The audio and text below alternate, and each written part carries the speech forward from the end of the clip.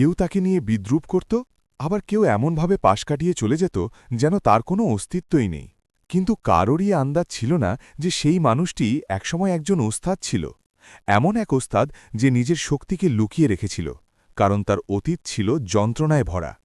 আজকের গল্প সেই মুহূর্ত থেকেই শুরু হয় যখন হাসি হঠাৎ নীরবতায় বদলে যায় এবং সত্য সামনে আসতে শুরু করে। এটি হল অপমান, ধৈর্য এবং সেই মুহূর্তের গল্প যখন দুর্বল ভাবা এক মানুষ সবাইকে ভুল প্রমাণ করে দেয়। ভিডিও শুরু করার আগে নিচে কমেন্টে অবশ্যই লিখুন যে আপনি এই কাহিনী কোথা থেকে এবং কি করতে করতে দেখছেন, এবং যদি আপনি এমন আবেগঘন ও সত্য কাহিনী পছন্দ করেন তবে এখনই চ্যানেলটি সাবস্ক্রাইব করুন এবং ভিডিওটি লাইক করতে ভুলবেন না। এবার সময় নষ্ট না করে চলুন শুরু করি আজকের কাহিনী। শীতকালের এক ঠান্ডা সকাল ছিল, ডিসেম্বর ২০২২ সময়কাল। পুনে শহরের শিবাজীনগর এলাকায় কুয়াশা তখনও পুরোপুরি কাটেনি। রাস্তাগুলো ভেজা ছিল এবং বাতাসে এক অদ্ভুত বিষণ্ণতা মিশেছিল। সেই এলাকায় একটি পুরনো মার্শাল আর্ট প্রশিক্ষণ কেন্দ্র ছিল, যা প্রতিদিনের মতো নিঃশব্দে নিজের দিন শুরু করছিল।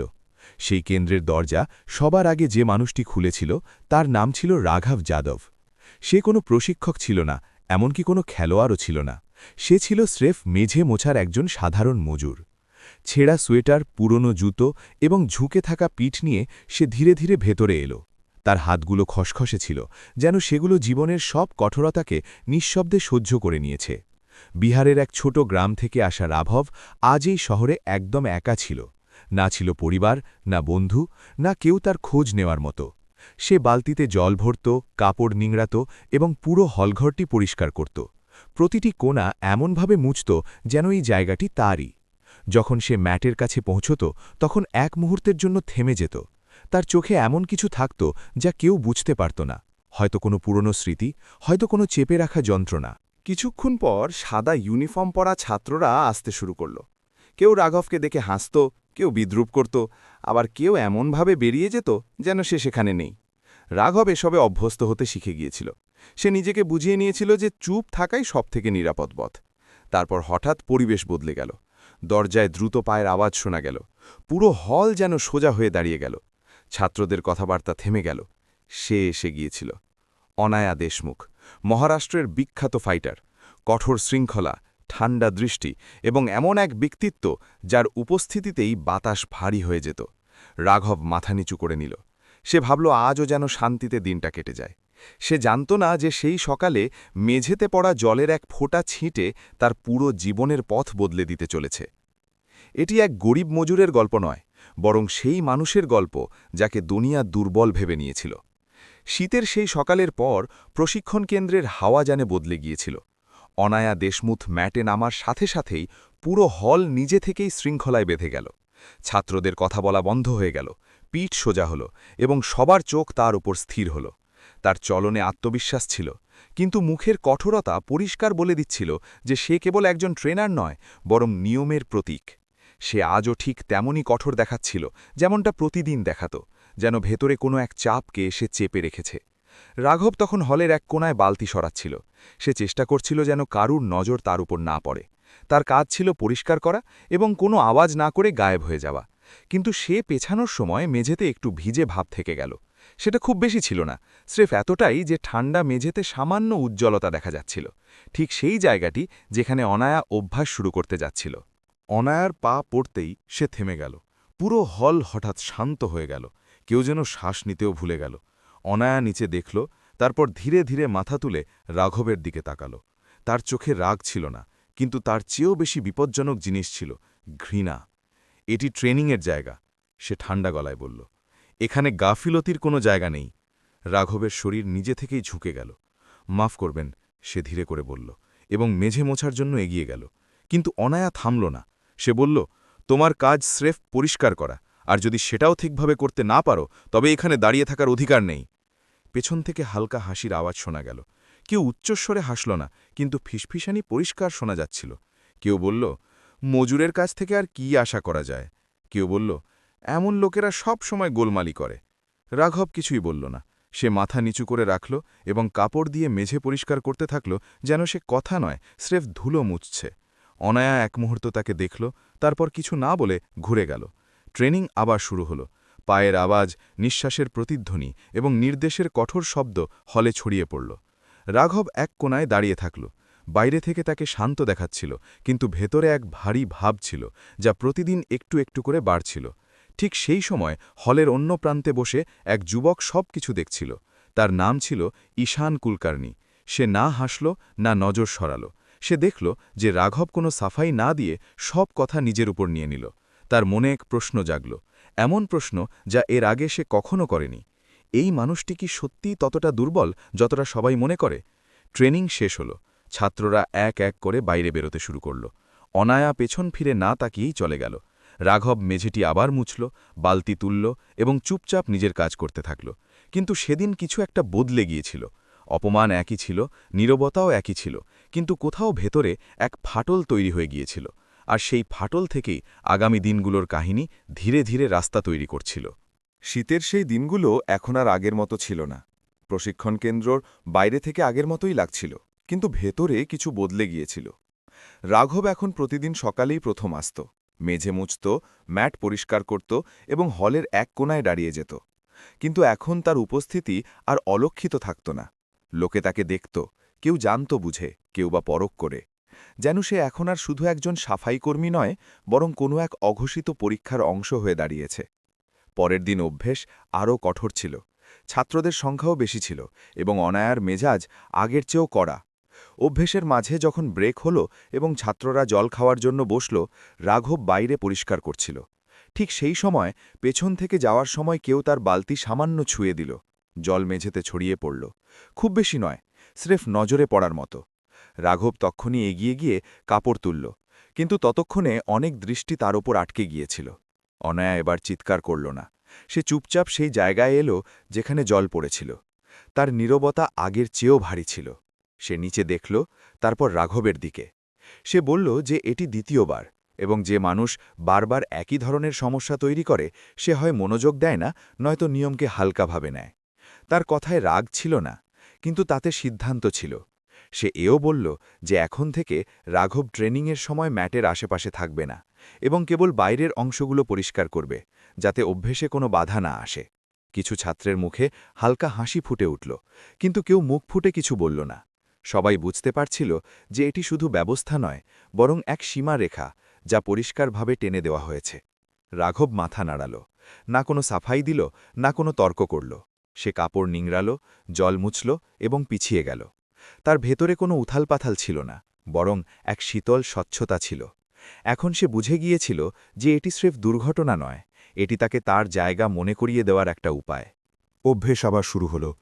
পায়ের শব্দ, নিঃশ্বাসের আওয়াজ এবং অনায়ার নির্দেশ পুরো হলে ছড়িয়ে পড়ল। রাঘব বাইরের অংশে কাজ করতে থাকল। ঠান্ডা হাওয়া মুখে এসে লাগছিল। প্রথমবারের মতো তার এই উপলব্ধি হল যে এই জায়গাটি, যেখানে সে রোজ আসে, সেটি ধীরে ধীরে তার জন্য সংকীর্ণ হয়ে যাচ্ছে। তবুও সে নিজেকে সামলে রাখল। সে ঠিক করে নিয়েছিল যে সে বলবে না, কিন্তু দেখবে। প্রতিটি নজর, প্রতিটি শব্দ, প্রতিটি ইশারা সে ভেতরে গেঁথে নিচ্ছিল। সন্ধে নামতে শুরু করল।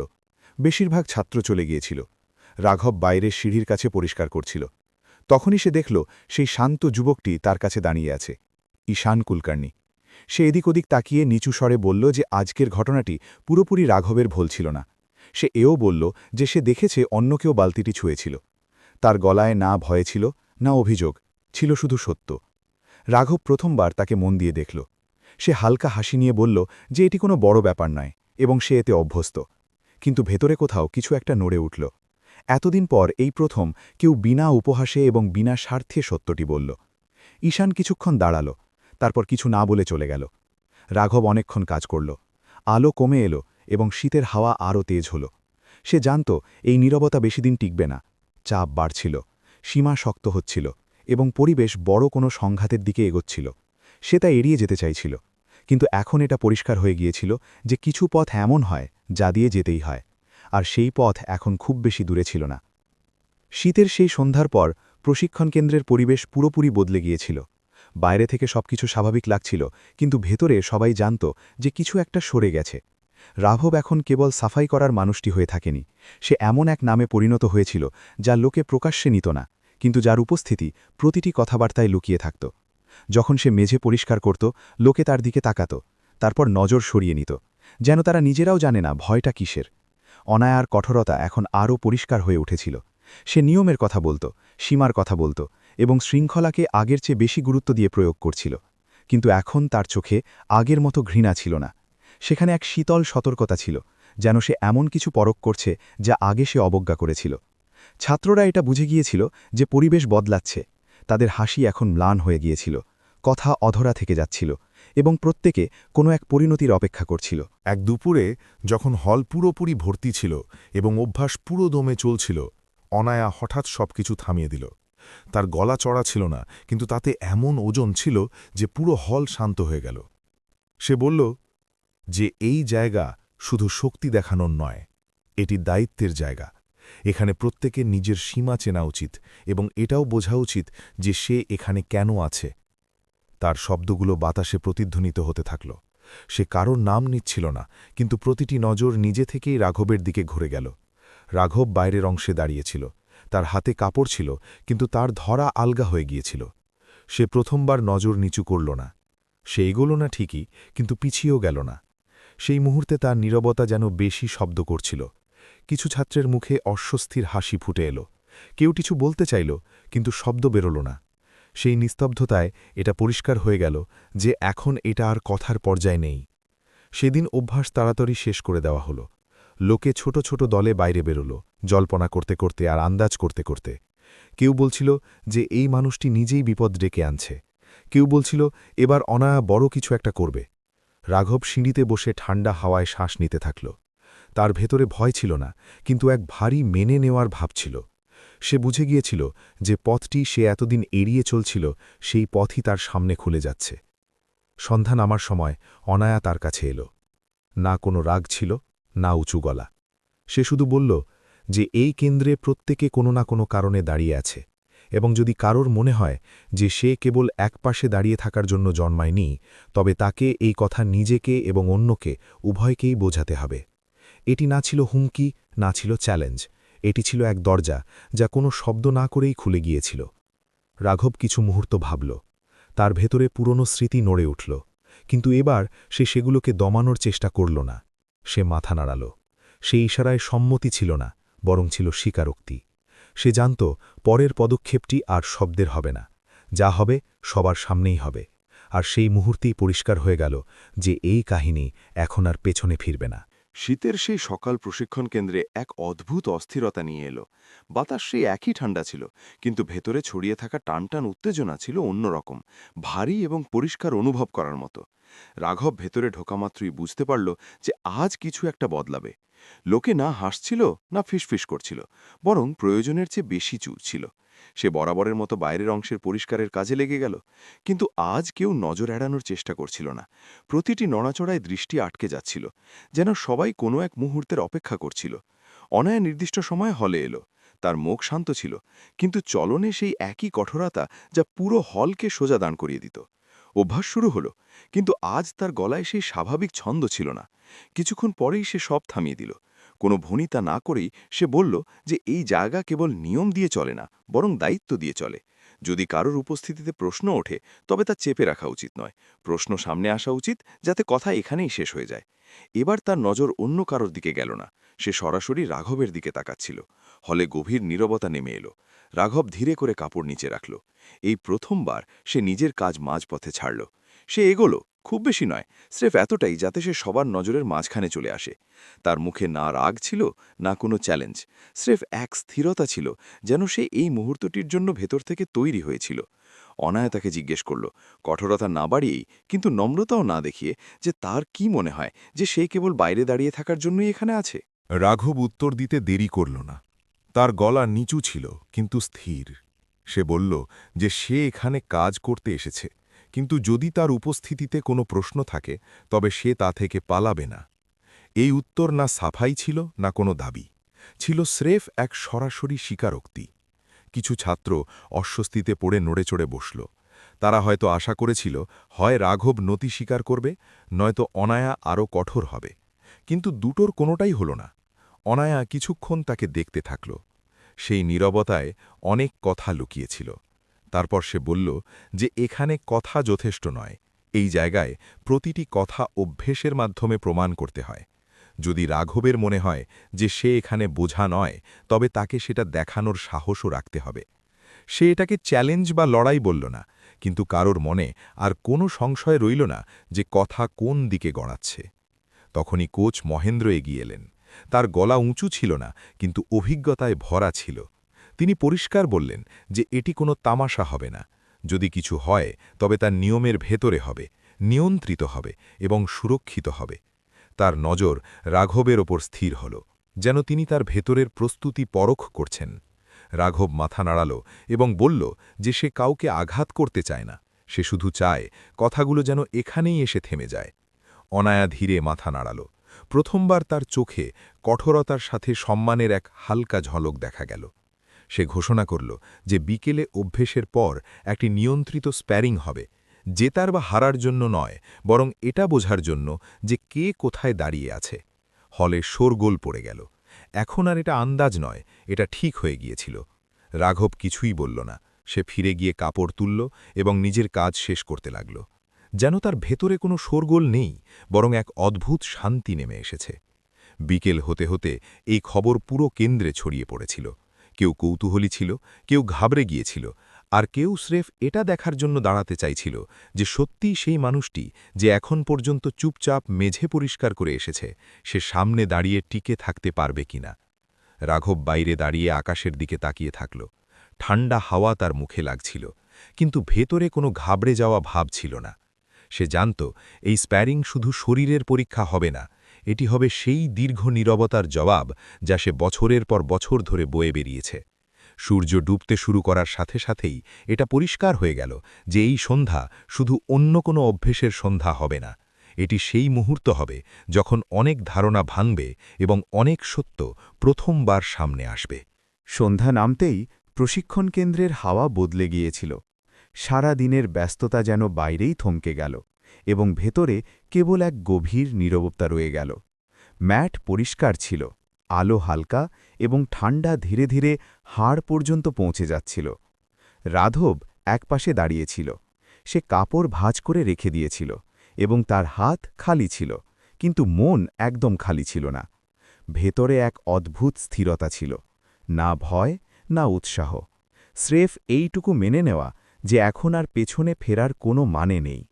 অনায়া অভ্যাস শেষ করার সংকেত দিল এবং কিছু লোককে দাঁড়িয়ে যেতে বলল। বাকিরাও না বলতেই দাঁড়িয়ে গেল। এটা আদেশ ছিল না, ছিল কৌতূহল।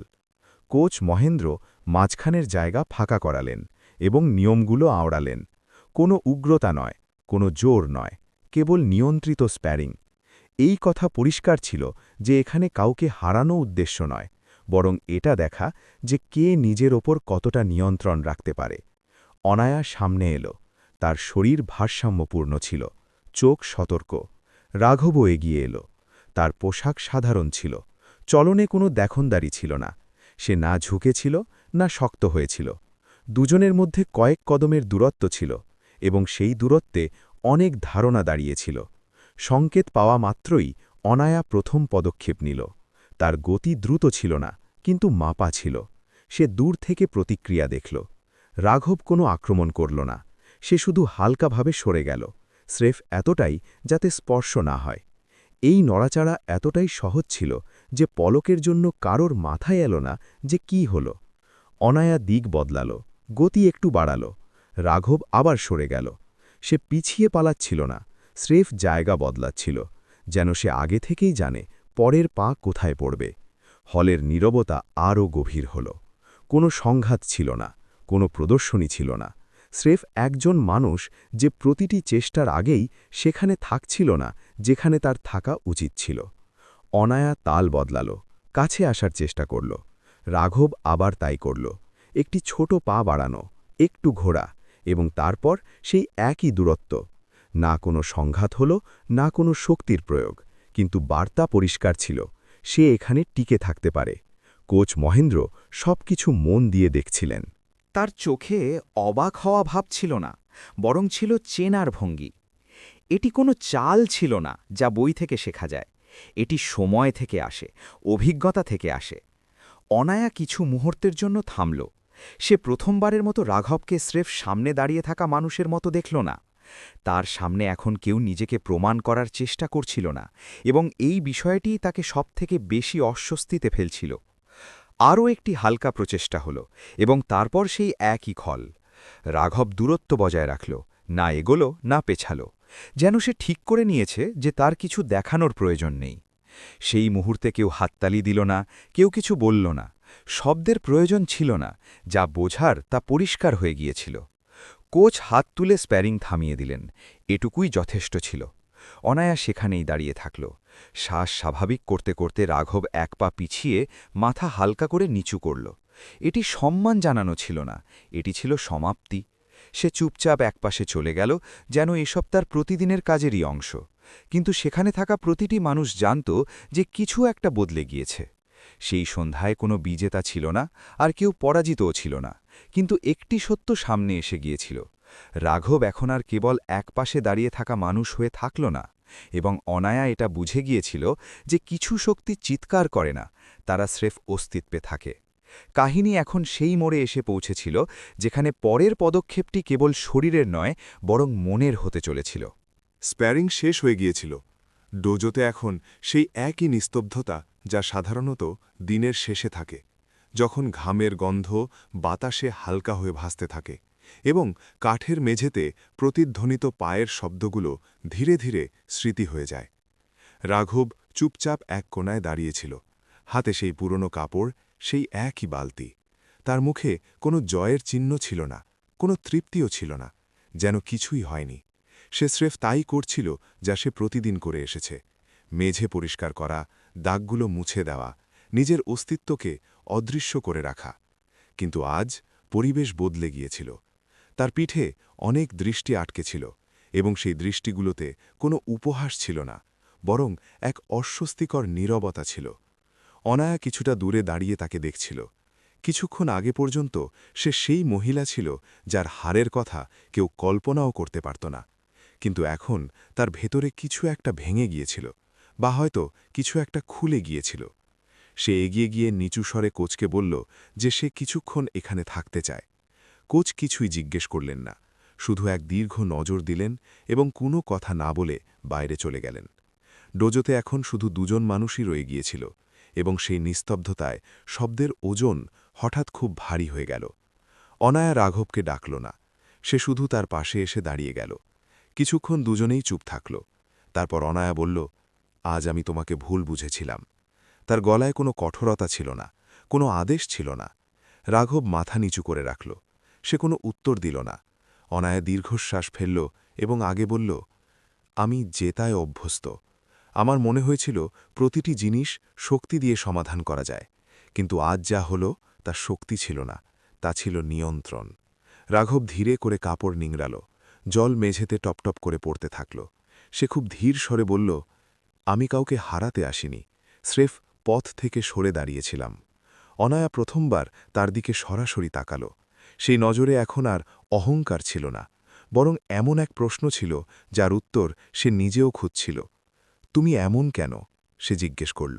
রাঘব কিছুক্ষণ নীরব থাকল, তারপর ধীরে বলল, কারণ একসময় আমি নিজেকে প্রমাণ করতে গিয়েছিলাম, আর সেই চেষ্টাতেই অনেক কিছু হারিয়ে ফেলেছিলাম।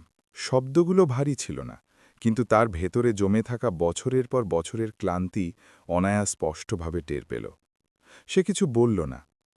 কিছু প্রশ্ন আছে যাদের উত্তর সঙ্গে সঙ্গে পাওয়া যায় না, এটা সে বুঝে গিয়েছিল। কিছুক্ষণ পর রাঘব আবার মেঝে পরিষ্কার করতে শুরু করল, যেন এই কথোপকথন আদৌ কখনো ঘটেনি। অনায়া সেখানেই দাঁড়িয়ে রইল। সে প্রথমবার এমন একজন মানুষকে দেখছিল যে নিজেকে ছোট করে দেখত না, আবার নিজেকে জাহিল করতেও চাইত না। শেষ পর্যন্ত সে চুপচাপ ঘুরে বাইরে হাঁটতে শুরু করল। দরজায় দাঁড়িয়ে বলল, রাঘব, আজ যা হলো তা এখানেই থেমে থাকবে না। রাঘব মাথা তুলে তাকাল। তার চোখে না ছিল ভয়, না ছিল আশা, ছিল শুধু এক ধরনের ক্লান্ত শান্তি। সে বলল, যাই হোক না কেন, আমি আমার কাজ করে যাব। দরজা বন্ধ হয়ে গেল। ডোজো আবার ফাঁকা। রাঘব শেষবারের মতো মেঝেতে কাবর বোলাল। কাঠটা আলোয় হালকা ঝকঝক করে উঠল। বাইরে রাত নামছিল, আর সেই রাতের সাথেই এমন এক মোড় আসছিল যার রূপ এখনও কেউ পুরোপুরি চিনতে পারেনি। পরদিন সকালে ডোজো আগের মতোই ছিল। একই কাঠের মেঝে, দেওয়ালে টাঙানো পুরনো ছবিগুলো, একই শান্ত পরিবেশ। তবু বাতাসে এমন কিছু একটা ছিল যা শব্দে ধরা যায় না। সবার চলাফেরায় মিশেছিল এক ধরনের অঘোষিত সতর্কতা। রাঘব বরাবরের মতো সবার আগে এলো, চুপচাপ জুতো খুলল, বালতি রাখল, কারোর দিকে না তাকিয়ে কাজে লেগে গেল। কাপড়টা যখন মেঝেতে ঘষা খাচ্ছিল, গতরাতের ছায়াগুলো তার মনে ভেসে উঠছিল। কিন্তু সে সেখানেই নিজেকে থামিয়ে দিল। সে জানত স্মৃতির জালে আটকে পড়লে সামনে এগোনো যায় না। তার জন্যে নিরাপদ জায়গা ছিল একটাই, নিজের কাজ। একসময় ছাত্ররা আসতে শুরু করল। আজ তাদের ব্যবহারে না ছিল ঠাট্টা, না ছিল হাসি। কেউ হালকা মাথা নিচু করল, কেউ চোখ এড়িয়ে গেল। বাইরে থেকে দেখলে সেটা সম্মানের মতো মনে হতে পারত, কিন্তু রাঘবের কাছে সেটাও ছিল বোঝা। সে কারোর নজরে আসতে চাইত না। তখনই অনায়া ডোজোতে দাখিল হল। তার চলন স্বাভাবিক ছিল, কিন্তু চোখে ক্লান্তি ও ভাবনার গভীরতা পরিষ্কার দেখা যাচ্ছিল। সে সরাসরি রাঘবের দিকে তাকাল না, তবুও দুজনেই জানত যে তারা একই জায়গায় আছে এবং গতরাতকে উপেক্ষা করা অসম্ভব। কোচ অভ্যাস শুরু করালেন, কিন্তু সবার মনোযোগ বারবার বিচ্যুত হচ্ছিল। তখনই বাইরে থেকে কিছু আওয়াজ আসতে শুরু করল, প্রথমে ধীর, পরে তীক্ষ্ণ। ডোজোর দরজার কাছে দুজন অপরিচিত লোক দাঁড়িয়েছিল। তাদের কথাগুলো ছিল শক্ত, কণ্ঠস্বর রুক্ষ। তারা কোনো পুরনো ভাড়া এবং কাগজপত্রের বিবাদের উল্লেখ করল এবং পরিষ্কার ভাষায় সতর্ক করে দিল যে যদি বিষয়টির দ্রুত সমাধান না হয় তবে ডোজোর ওপর আইনি ব্যবস্থা নেওয়া হবে। ছাত্রদের মুখ ফ্যাকাশে হয়ে গেল। এই জায়গাটি তাদের কাছে শুধু প্রশিক্ষণের স্থান ছিল না, বরং ভরসা ও নিরাপত্তার আশ্রয় ছিল। অনায়া কথা বলে পরিস্থিতি সামলানোর চেষ্টা করল, কিন্তু সেই লোকগুলোর কথায় শোনার কোনো জায়গা ছিল না। যখন তারা চলে গেল, ডোজোতে গভীর নিস্তব্ধতা নেমে এলো। কেউ কিছু বলল না। রাঘব কাপড় নিচে রাখল এবং সোজা হয়ে দাঁড়াল। তার মুখে ভয় ছিল না, বরং ছিল অভিজ্ঞতার গাম্ভীর্য। সে খুব শান্ত স্বরে বলল যে এমন লোকেরা শুধু কথা বলতে আসে না, তারা ফিরে অবশ্যই আসে। অনায়া তার দিকে তাকাল। সেই এক নজরে প্রশ্নও ছিল এবং ভরসার প্রথম হালকা রেখাও ছিল। সে জিজ্ঞেস করল যে রাঘব এত নিশ্চিত কি করে। রাঘব কোনো লম্বা উত্তর দিল না। সে শুধু এটুকুই বলল যে জীবন তাকে কিছু জিনিস চিনতে শিখিয়ে দিয়েছে। সেই দিন অভ্যাস তাড়াতাড়ি শেষ করে দেওয়া হল। ছাত্ররা চলে গেল, কিন্তু অনায়া ও কোচ থেকে গেলেন। রাঘবও বাইরে যাচ্ছিল, তখনই অনায়া তাকে থামাল। তার গলায় আদেশ ছিল না, ছিল শুধু এক সহজ সত্যি। সে জিজ্ঞেস করল, যদি পরিস্থিতি খারাপ হয় তবে কি রাঘব পাশে দাঁড়াবে? রাঘব কিছুক্ষণ চুপ থাকল। তার ভেতরে সেই পুরনো লড়াই শুরু হয়ে গেল, পালানোর অভ্যাস আর দায়িত্বের ডাকের মাঝে। শেষ পর্যন্ত সে বলল যে সে লড়াই চায় না, কিন্তু কারোর আঘাত পাওয়ার আশঙ্কা থাকলে সে পিছিয়ে আসবে না। সন্ধে নামার সময় ডোজো বন্ধ হল, আকাশে মেঘ জমেছিল। রাঘব বাইরে দাঁড়িয়ে ইমারতটির দিকে তাকিয়ে রইল। এটি এখন আর শুধু কাজের জায়গা ছিল না। সে জানত সামনের দিনগুলো সহজ হবে না। যা কিছু সে বহু বছর আগে পেছনে ফেলে এসেছিল তা ধীরে ধীরে আবার সামনে আসতে শুরু করেছে, আর এবার হয়তো তাকে মুখ ফিরিয়ে নেওয়ার অনুমতি দেওয়া হবে না। পরের কয়েকদিন ডোজোতে এক অদ্ভুত চাপ নিয়ে এলো। সবকিছু স্বাভাবিক দেখাত, কিন্তু প্রতিটি কার্যকলাপের নিচে এক অদৃশ্য চাপ লুকিয়েছিল। রাঘব আগের মতোই সকালে সবার আগে আসত, মেঝে পরিষ্কার করত, সরঞ্জাম গুছিয়ে রাখত এবং চুপচাপ নিজের কাজে ডুবে থাকত। তফাৎ শুধু এটুকুই ছিল যে এখন তার উপস্থিতিকে কেউ উপেক্ষা করতে পারছিল না। ছাত্ররা তাকে এড়িয়ে চলত না, কিন্তু কাছেও আসত না। তাদের ব্যবহারে ভয় ছিল না, বরং এক দ্বিধা ছিল, যেন তারা এমন একজনের সামনে দাঁড়িয়ে আছে যাকে তারা এখনও পুরোপুরি বুঝে উঠতে পারেনি। রাঘব এসব অনুভব করত, কিন্তু সে নিজেকে নিজের মধ্যেই সীমাবদ্ধ রাখল। তার কাছে শান্তির মানে ছিল নিজের কাজে মগ্ন থাকা এবং কোনোভাবেই আকর্ষণের কেন্দ্রবিন্দু না হওয়া। অনায়া ভেতরে ভেতরে বদলে যাচ্ছিল। সে এখন রাঘবকে আদেশ দেওয়ার বদলে তাকে দেখতে শুরু করেছিল, বোঝার চেষ্টা করছিল। তার চোখ প্রায়ই অজান্তে রাঘবের উপর গিয়ে আটকে যেত, কিন্তু সে প্রশ্ন করত না, হয়তো এই ভয়ে যে যদি সে বেশি গভীরে উকি দেয় তবে এমন কিছু সামনে আসবে যা সে উপেক্ষা করতে পারবে না। তার কঠোরতা আগের মতোই ছিল, কিন্তু এখন তাতে এক ভাবনা যোগ হয়েছিল, এমন এক ভাবনা যা স্রেফ লড়াই আর জয়ের চেয়েও অনেক এগিয়ে। এক সন্ধ্যায় যখন ডোজো প্রায় খালি হয়ে গিয়েছিল এবং বাইরে হালকা বৃষ্টি শুরু হয়েছিল, কোচ রাঘবকে নিজের ঘরে ডাকলেন। ঘরটি ছোট ছিল, কিন্তু দেওয়ালে টাঙানো পুরনো ছবিগুলো অন্য সময়ের সাক্ষ্য দিচ্ছিল। কোচ সরাসরি মূল কথা এসে জানালেন যে যারা আগে সতর্ক করে গিয়েছিল তারা আবার যোগাযোগ করেছে। এবার তাদের কথায় আগের চেয়ে অনেক বেশি কঠোরতা ছিল এবং বিষয়টি এখন শুধু কাগজ বা ভাড়ার মধ্যে সীমাবদ্ধ ছিল না, তারা সময়ও বেঁধে দিয়েছিল। রাঘব চুপচাপ শুনে যাচ্ছিল, তার মুখে কোনো ঘাবড়ে যাওয়ার ভাব ছিল না, কিন্তু ভেতরে কিছু একটা শক্ত হচ্ছিল, যেন কোনো বন্ধ দরজা ধীরে ধীরে ঠেলা হচ্ছে। কোচ প্রথমবারের মতো রাঘবের অতীত নিয়ে সরাসরি প্রশ্ন করলেন। সে কিভাবে সবকিছু এত দ্রুত বুঝে নেয়, কিভাবে বিপদ চিনতে পারে, আর কেন বারবার নিজেকে পেছনে রাখার চেষ্টা করে। রাঘব নজর নিচু করে নিল। সে বলল যে কিছু পথ এমন হয় যেখান থেকে মানুষ ফিরে আসে, কিন্তু তাদের ছায়া সারা জীবন পিছু ছাড়ে না। সে এও বলল যে সে চায় না তার কারণে ডোজোর ওপর বাড়তি কোনো চাপ পড়ুক। যদি মনে হয় তার উপস্থিতি পরিস্থিতি খারাপ করছে, তবে সে চুপচাপ চলে যাবে। কোচ শান্ত স্বরে বললেন যে প্রতিবার পিছিয়ে আসা বুদ্ধিমত্তা নয়, এবং কখনো কখনো কোনো একজনের দাঁড়িয়ে যাওয়া অনেকের সাহসের কারণ হয়ে দাঁড়ায়। সেই রাতে আনায়া অনেক রাত পর্যন্ত ডোজোতে থাকল। বৃষ্টির আওয়াজ ছাদে পড়ছিল এবং পরিবেশ আরও ভারী হয়ে উঠছিল। সে রাঘবকে বাইরে যেতে দেখল এবং বেশি কিছু না ভেবেই তার পিছু নিল। প্রথমবার সে নিজে কথা শুরু করল। সে জিজ্ঞেস করল যে রাঘব সবসময় নিজেকে কেন থামিয়ে রাখে, যখন এটা পরিষ্কার যে সে পরিস্থিতি বোঝে এবং সামলাতেও পারে। রাঘব কিছুক্ষণ চুপ থেকে বলল যে একসময় এগিয়ে গিয়ে সে অনেক কিছু হারিয়েছিল। কিছু এমন দৃশ্য সে দেখেছিল যার পর মানুষ হয় কঠোর হয়ে যায়, নয়তো নীরব। সে নীরবতাকেই বেছে নিয়েছিল। আনায়া সেই উত্তরটি কোনো বাধা না দিয়েই মেনে নিল। সে শুধু এটুকুই জিজ্ঞেস করল, যদি পরিস্থিতি আরও বিগড়য়, তবে কি সে তবুও পিছিয়ে যাবে। রাঘব আকাশের দিকে তাকাল, যেখানে মেঘ আরও ঘন হয়েছিল। সে বলল যে এবার পিছিয়ে যাওয়ার মানে শুধু নিজেকে বাঁচানো নয়, বরং সেই সব মানুষকে একা ছেড়ে দেওয়া যারা তার উপর নিঃস্বার্থ বিশ্বাস করতে শুরু করেছে। তার শব্দে না ছিল বীরত্ব, না ছিল কোনো দাবি, ছিল স্রেফ এক ক্লান্ত সত্যি যা সে আর এড়িয়ে যেতে পারছিল না। বৃষ্টি আরও বাড়ল, ডোজোর আলো নেভানো ছিল এবং অন্ধকারে দাঁড়িয়ে থাকা দুজন মানুষ বুঝতে পারছিল যে আগামী সময় সহজ হবে না। এটি এখন আর শুধু একটি জায়গা বা কোনো বিবাদের প্রশ্ন নয়, এটি সেই অতীতের দরজা যা রাঘব বহু বছর আগে বন্ধ ভেবে নিয়েছিল, কিন্তু যা এখন কোনো আওয়াজ না করে, কোনো সতর্কতা না দিয়ে আবার খুলতে শুরু করেছে। সকাল তখনও পুরোপুরি ফর্সা হয়নি যখন ডোজোর বাইরে কিছু অস্বাভাবিক নড়াচড়া শুরু হলো। রাঘব সেদিনও সবার আগে পৌঁছেছিল। সে তালা খোলা মাত্রই কানে কিছু একটা আলাদা অনুভব করল। ফটকের কাছে দাঁড়িয়ে দুজন লোক নিচু স্বরে কথা বলছিল। শব্দ পরিষ্কার ছিল না, কিন্তু গলার স্বরে তাড়াহুড়ো আর চাপ ছিল। রাঘব কোনো প্রতিক্রিয়া না দেখিয়ে ভেতরে চলে গেল, কিন্তু তার চলনে সাবধানতা মিশে গেল। সে কাজ শুরু করল, মেঝে মুছল, সরঞ্জাম ঠিক করল, কিন্তু তার নজর বারবার দরজার দিকে যাচ্ছিল,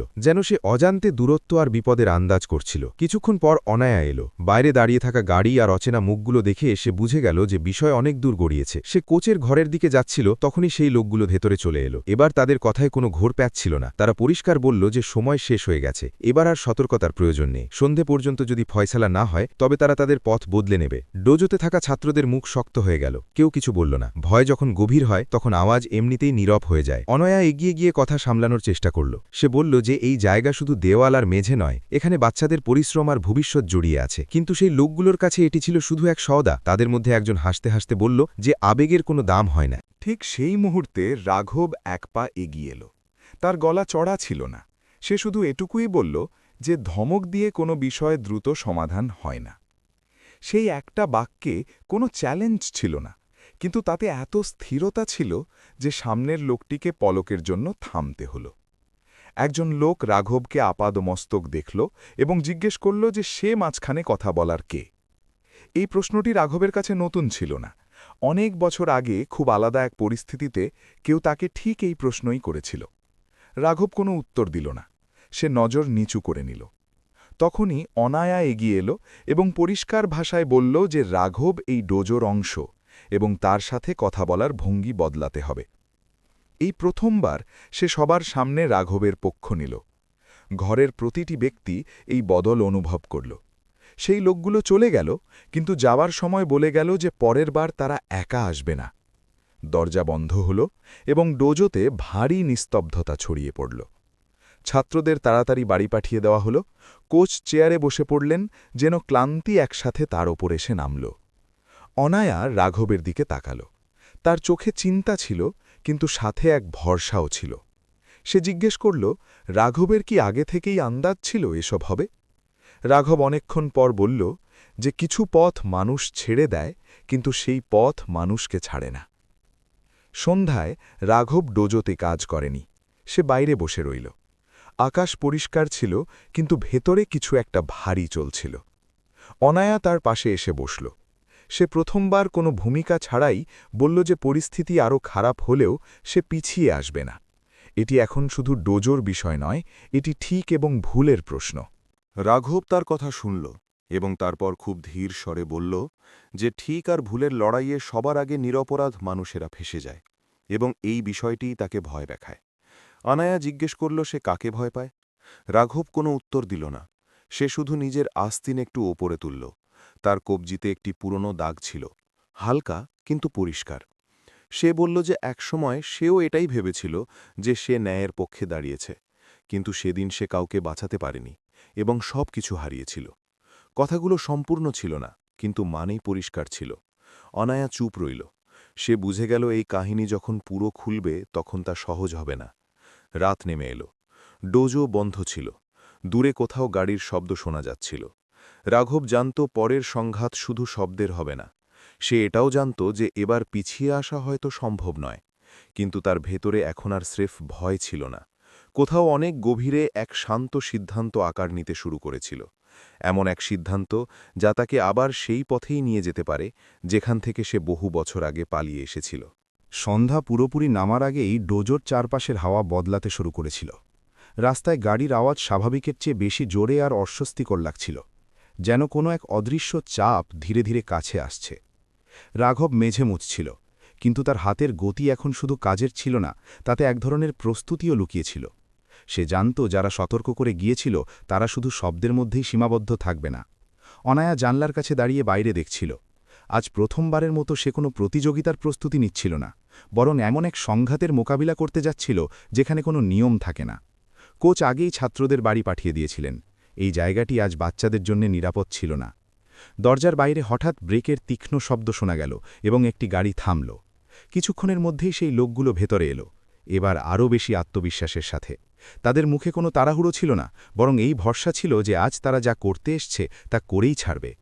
তারা পরিষ্কার ভাষায় বলল যে সময় শেষ এবং এবার আর কোনো সতর্কবার্তা দেওয়া হবে না। অনায়া এগিয়ে গেল এবং দৃঢ় স্বরে বলল যে এই ডোজো বন্ধ হবে না এবং এখানে ভয়ের কোনো স্থান নেই। উত্তরে একজন লোক হাসল এবং বলল যে সাহস থাকা ভালো, কিন্তু কখনো কখনো তা অনেক ভারী পড়ে যায়। ঠিক সেই মুহূর্তে রাঘব এগিয়ে এলো। না সে রেগেছিল, না তাড়াহুড়ো ছিল তার মধ্যে। তার প্রতিটি পদক্ষেপ ছিল শান্ত, কিন্তু তাতে সিদ্ধান্ত ছিল। সে বলল যে যদি কথা বলতে হয় তবে শান্তভাবে হবে, এবং যদি কেউ জোর জবরদস্তি করার চেষ্টা করে তবে পরিস্থিতি খারাপ হতে পারে। একজন লোক তাকে হালকা ধাক্কা দিল শুধু নিজের ক্ষমতা দেখানোর জন্য। রাঘব পিছিয়ে গেল না। সে না কোনো আঘাত করল, না গলার স্বর চড়াল। সে স্রেফ সেই হাতটিকে আটকে সরিয়ে দিল, এতটা সহজভাবে যে সামনের লোকটি নিজেই অবাক হয়ে গেল। এটি কোনো লড়াই ছিল না, এটি ছিল নিয়ন্ত্রণ। ঘরের মধ্যে এক মুহূর্তের জন্য নিস্তব্ধতা নেমে এলো। অনায়া রাঘবকে প্রথমবার এইভাবে দেখল। আক্রমণাত্মক নয়, দুর্বল নয়, স্রেফ স্থির। সে তখনই বলল যে কেউ যদি আবার হাত তোলে তবে পুলিশ ডাকা হবে। কোচও এগিয়ে এলেন এবং পরিষ্কার ভাষায় বললেন যে এই জায়গা বাচ্চাদের এবং এখানে গুন্ডামি চলবে না। কিছুক্ষণ পর্যন্ত দুপক্ষের দৃষ্টি বিনিময় হল। তারপর সেই লোকগুলো পিছিয়ে গেল। যাওয়ার সময় তারা বলে গেল যে বিষয়টি এখানেই শেষ হয়নি এবং পরের বার পরিস্থিতি আরও কঠিন হবে। দরজা বন্ধ হল, কিন্তু তাদের উপস্থিতির ছায়া এখনও দেওয়ালে লেগে রইল। কিছুক্ষণ কেউ কিছু বলল না। অনায়া দীর্ঘশ্বাস ফেলল এবং রাঘবের দিকে তাকাল। তার গলায় ভয়ের সাথে সাথে স্বস্তিও ছিল। সে বলল যে রাঘব যদি এগিয়ে না আসত তবে পরিস্থিতি খুব বিগড়ে যেতে পারত।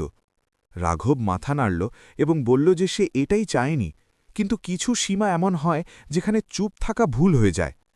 যখন অনায়া জিজ্ঞেস করল সে এসব এত সহজভাবে কিভাবে করতে পারে, রাঘব কোনো উত্তর দিল না। সে শুধু এটুকুই বলল যে একসময় সেও কাউকে বাঁচানোর চেষ্টা করেছিল, কিন্তু সেদিন পরিস্থিতি তার হাতের বাইরে চলে গিয়েছিল এবং সেই একই ভুল সে দ্বিতীয়বার করতে চায় না। রাত গভীর হয়ে গিয়েছিল। ডোজোর আলো নেভানো ছিল। বাইরের রাস্তায় শান্তি ফিরে এসেছিল, কিন্তু ভেতরের সবকিছু বদলে গিয়েছিল। অনায়া বুঝে গিয়েছিল যে এটি শুধু একটি সংঘাত ছিল না, বরং আসতে চলা ঝড়ের শুরু ছিল।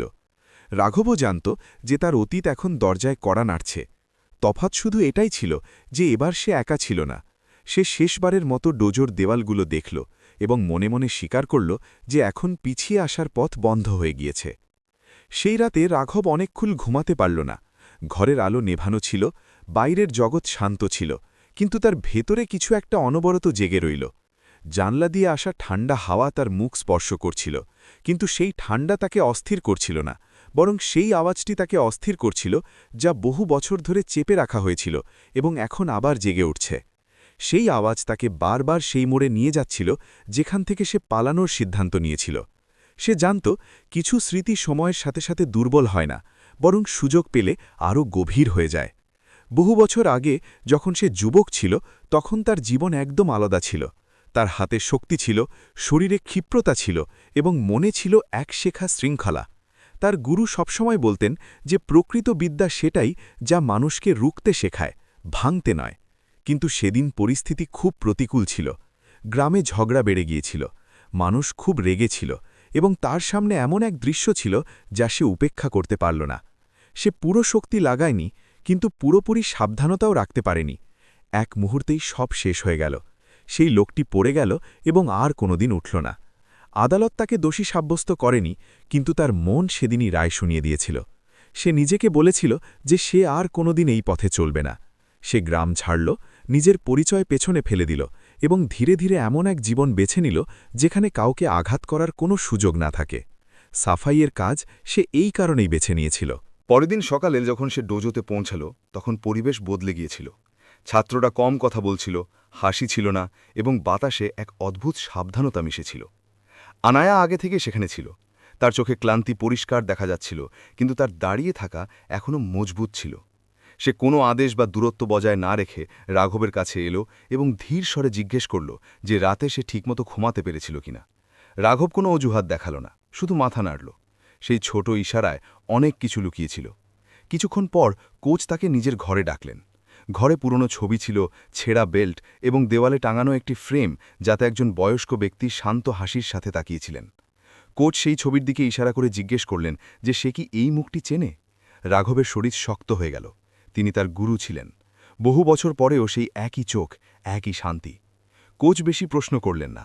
তিনি শুধু এটুকুই বললেন যে কিছু ঐতিহ্য রক্ত দিয়ে নয়, সময় দিয়ে গড়ে ওঠে, এবং কিছু মানুষ অতীত থেকে পালায় না, বরং সেটাকে বুঝে সামনে এগিয়ে যায়। রাঘব কিছু বলল না, কিন্তু তার ভেতরে কিছু একটা ভাঙছিল, আবার জুড়েও যাচ্ছিল। যখন সে ঘর থেকে বেরোল, আনায়া ওখানেই দাঁড়িয়েছিল। সে পরিষ্কার ভাষায় বলল যে যারা এসেছিল তারা ফিরে আসবে, এবং পরের বার কথা শুধু হুমকির মধ্যে সীমাবদ্ধ থাকবে না। সে জিজ্ঞেস করল যে রাঘব কি তৈরি। রাঘব প্রথমবার তার চোখে সরাসরি তাকাল। তার গলায় ভয় ছিল না, স্রেফ সত্যি ছিল। সে বলল যে সে লড়াই চায় না, কিন্তু সে পালাবেও না। আনায়া কিছুক্ষণ চুপ থেকে বলল যে ডোজো শুধু একটি ইমারত নয়, এটি বাচ্চাদের ভরসা, এবং এখন রাঘবও তার অংশ। এটি শুনে রাঘবের বুক ভারী হয়ে গেল। সে কখনো ভাবেনি যে কেউ তাকে আবার কোনো জায়গার অংশ বলে মানবে। সন্ধ্যায় যখন সে মেঝে মুছছিল, তার হাত সেই পুরনো দক্ষতায় চলছিল, কিন্তু মনে এখন তফাৎ ছিল। সে জানত সামনের দিনগুলো সহজ হবে না। তার অতীত দরজায় কড়া নেড়েছে। তফাৎ শুধু এটুকুই ছিল যে এবার সে একা ছিল না, এবং হয়তো প্রথমবারের মতো সে সত্যিই তৈরি ছিল। সেই সংখ্যায় ডোজোতে এক ধরনের নিস্তব্ধতা ছিল, যেমনটা ঝড়ের আগে থাকে। দরজাগুলো খোলা ছিল, কিন্তু কোনো ছাত্র ভেতরে ছিল না। কাঠের মেঝেতে রাঘবের পায়ের শব্দ পরিষ্কার শোনা যাচ্ছিল। সে বালতি একপাশে রেখে মেঝে মুছছিল, কিন্তু তার মনোযোগ এখন জল বা কাপড়ের ওপর ছিল না। তার মন অনবরত বাইরের রাস্তার উপর আটকে ছিল, যেখান থেকে যে কোনো মুহূর্তে যে কোনো কিছু আসতে পারত। অনায়া ম্যাটের কাছে দাঁড়িয়েছিল। সে আজ অভ্যেস করেনি।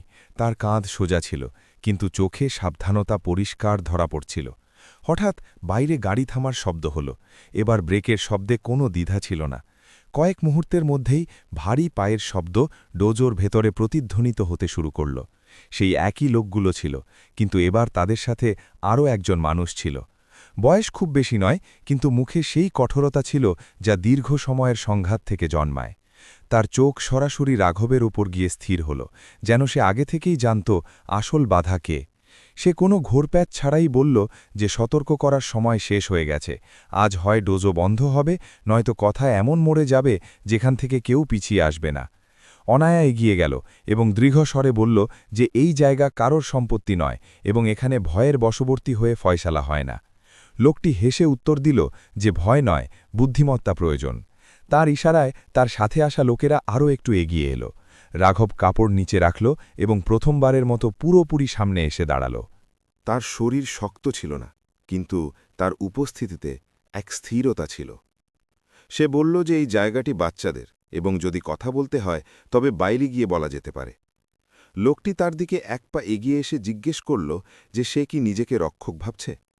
রাঘব শান্ত স্বরে উত্তর দিল যে সে কারোর শত্রু নয়, কিন্তু সে নিজেকে তামাশা হতেও দেবে না। এক মুহূর্তের জন্য পরিবেশ থমকে গেল। তারপর লোকটি জানত বুঝে রাঘবের কাঁধে ধাক্কা দিল। সেই ধাক্কাটি ছিল ক্ষমতা দেখানোর জন্য, আঘাত করার জন্য নয়। কিন্তু জবাবে যা হল তা আক্রমণও ছিল না। রাঘব শুধু সেই হাতটি ধরে আলাদা করে দিল, এতটাই নিখুঁতভাবে যে সামনের লোকটি নিজের ভারসাম্য হারিয়ে ফেলল। ঘরে নিস্তব্ধতা নেমে এলো। অনায়া সব দেখল এবং তার শ্বাস যেন আটকে গেল। এটি সেই একই নিয়ন্ত্রণ, সেই সংযম যা শব্দ দিয়ে বোঝানো সম্ভব নয়। লোকটির মুখ শক্ত হয়ে গেল। সে বলল যে রাঘব যা লুকাচ্ছে তা সে খুব ভালো করে চেনে। সে অতীতের নাম নেয়নি, কিন্তু ইশারা যথেষ্ট ছিল। রাঘবের চোখে প্রথমবারের মতো হালকা ক্লান্তি নেমে এলো, কিন্তু সে পিছিয়ে গেল না। সে শুধু এটুকুই বলল যে যদি কোনো পুরনো হিসেব থাকে তবে তা এখানে চোকানো হবে না। এই জায়গাটি সেই নোংরামির যোগ্য নয়। কোচ মাঝখানে এলেন এবং পুলিশ ডাকার কথা বললেন। লোকটি ঘুরে দেখল এবং শীতল গলায় বলল যে পুলিশ আসার আগে সে চলে যাবে, কিন্তু এই কাহিনী এখানে শেষ হবে না। যাওয়ার সময় সে রাঘবের দিকে তাকালো এবং বলল যে কিছু মানুষ পালিয়ে বেঁচে যায়, কিন্তু কিছু মানুষ অপেক্ষা করে এবং সে অপেক্ষা করবে। দরজা বন্ধ হল, বাইরের আওয়াজ দূরে মিলিয়ে গেল, কিন্তু ভেতরের হাওয়া ভারী হয়েই রইল। অনায়া ধীরে করে রাঘবের নাম নিল। তার গলায় ভয়ও ছিল আর ভরসাও। সে জিজ্ঞেস করল সে কি ঠিক আছে। রাঘব মাথা নাড়ল, কিন্তু তার হাতের তালু হালকা কাঁপছিল। সে বলল যে এখন পিছিয়ে আসার পথ সত্যিই বন্ধ হয়ে গিয়েছে। অনায়া কিছুক্ষণ চুপ থেকে বলল যে সামনে যাই হোক না কেন সে ডোজোকে একা ছাড়বে না। রাঘব প্রথমবার হালকা হাসি দিল। সে বলল যে হয়তো এটাই সবথেকে বড় তফাত। সে আবার মেঝের দিকে ঝুঁকল, কিন্তু এবার এটি স্রেফ কাজ ছিল না, এটি ছিল একটি সিদ্ধান্ত। সে জানত পরের পদক্ষেপটি তাকে পুরোপুরি বদলে দিতে পারে। সেই রাতে ডোজোর আলো অনেক রাত পর্যন্ত নেভেনি। বাইরের রাস্তায় শোরগোল কমে গিয়েছিল, কিন্তু ভেতরে রাঘবের মনে বছরের পর বছর ধরে জমে থাকা আওয়াজগুলো একে একে সামনে আসতে শুরু করল। সে ম্যাটের মাঝখানে বসেছিল, চোখ বন্ধ, শ্বাস গভীর। অনায়া কিছুটা দূরে দাঁড়িয়েছিল। সে বুঝে গিয়েছিল যে এটি প্রশ্ন করার সময় নয়, পাশে দাঁড়ানোর সময়। কিছু লড়াই শব্দ দিয়ে নয়, নীরবতা দিয়ে লড়া হয়। হঠাৎ দরজা খুলল। সেই একই লোকটি আবার এলো, এবার একা। তার মুখে রাগ ছিল না, ক্লান্তি ছিল। সে সরাসরি রাঘবকে বলল যে সে সব কিছু জানে, পুরনো গ্রামের নাম, গুরুর নাম এবং সেই রাতটিও, যা রাঘব প্রতিদিন নিজের ভেতরে বারবার মনে করেছে। অনায়া এগিয়ে যেতে চাইছিল, কিন্তু রাঘব হালকা ইশারায় তাকে থামিয়ে দিল। তার গলা শান্ত ছিল। সে বলল যদি হিসাব করতে হয় তবে সত্যের সাথে করা হোক, হিংসার সাথে নয়। সেই লোকটি হাসার চেষ্টা করল, কিন্তু হাসিটি অসম্পূর্ণ রয়ে গেল। সে বলল যে সেই রাতে সবাই ভুল করেছিল, কিন্তু সাজা পেয়েছিল শুধু একজন। রাঘব চোখ খুলল এবং প্রথমবার মাথা না নিচু করে সামনে তাকাল। সে বলল যে আদালত থেকে মুক্তি পাওয়া আর মন থেকে মুক্তি পাওয়া এক জিনিস নয়। সে স্বীকার করল যে তার ভুল হয়েছিল, এবং সেদিন থেকেই সে নিজেকে সাজা দিয়েছিল, পালিয়ে নয়, নিজেকে বদলে। সে বলল যে সে এখন আর লড়তে চায় না, কিন্তু যদি কোনো বাচ্চার ওপর, কোনো জায়গার ওপর বা কোনো বিশ্বাসের ওপর হাত ওঠে তবে সে চুপও থাকবে না। ঘরে নিস্তব্ধতা নেমে এলো। সেই লোকটির চোখে কিছু একটা গলে গেল, হয়তো রাগ, হয়তো অনুশোচনা। সে ধীর স্বরে বলল যে তার বদলা চায়নি, শুধু জবাব চেয়েছিল। রাঘব মাথা নাড়ল এবং বলল যে জবাব এটাই, এখন সে আর সেই মানুষটি নেই। সে নিজের হাতের তালু খুলল, খালি, কোনো ঘুষি নেই, কোনো অস্ত্র নেই, স্রেফ এক স্বীকারোক্তি। কিছুক্ষণ পর সেই লোকটি ঘুরে দাঁড়াল এবং কোনো হুমকি না দিয়েই চলে গেল। দরজা বন্ধ হল, তো যেন কেউ ডোজোর দেওয়াল থেকে বোঝা নামিয়ে দিল। অনায়ার শ্বাস স্বাভাবিক হল। সে রাঘবের কাছে এলো এবং কোনো কথা না বলে তার হাত ধরল। সেই স্পর্শে প্রতিশ্রুতি ছিল, পালানোর নয়, পাশে থাকার। সকাল হতেই ডোজোতে বাচ্চারা ফিরল, হাসি ফিরল, ঘামের গন্ধ ফিরল, জীবন ফিরল। কোচ সবার সামনে রাঘবের নাম নিলেন এবং বললেন যে শক্তি সেটা নয় যা কাউকে ফেলে দেয়, শক্তি সেটাই যা কাউকে আগলে রাখে। বাচ্চারা ঝুঁকে সালাম করল। রাঘবও মাথা ঝুঁকিয়ে জবাব দিল, প্রথমবার কোনো বোঝা ছাড়া। কয়েক মাস পর সেই ডোজোতে একটি সাদামাটা অনুষ্ঠান হল। কোনো শোরগোল নেই, কোনো দেখনদারি নেই। অনারা ও রাঘব একসাথে দাঁড়িয়েছিল। অনায়া বলল যে সে জেতা শিখেছিল, কিন্তু বাঁচতে শিখেছে রাঘবের কাছ থেকে। রাঘব বলল যে সে বহু বছর ধরে নিজেকে সাজা দিয়েছিল, কিন্তু ক্ষমা সে এখানে পেয়েছে, একটি জায়গায়, কিছু বাচ্চার আর একটি হৃদয়ের ভরসায়। কাহিনী এখানেই শেষ হয় না, কিন্তু এখানেই পূর্ণতা পায়, কারণ প্রতিটি সমাপ্তি যদি সত্য হয় তবে তা এক নতুন শুরু হয়ে দাঁড়ায়। যদি এই কাহিনী আপনার হৃদয় স্পর্শ করে থাকে তবে আপনার কথা কমেন্টে জানান। চ্যানেলটি পছন্দ করুন, শেয়ার করুন এবং সাবস্ক্রাইব করুন, কারণ কখনো কখনো অন্য কারোর কাহিনী আমাদের নিজেদের পথ দেখিয়ে দেয়।